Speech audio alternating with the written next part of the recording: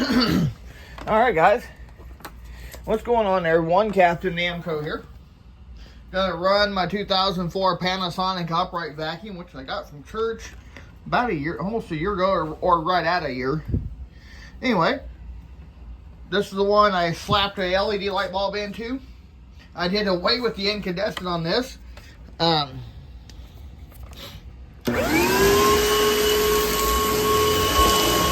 It does still need a bell, but that's going to be a later.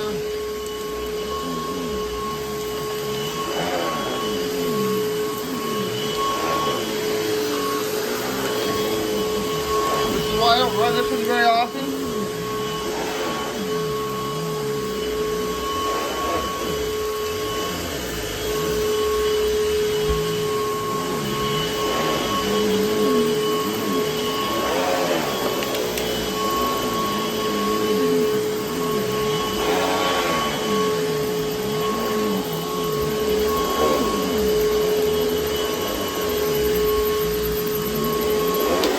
There you all have it.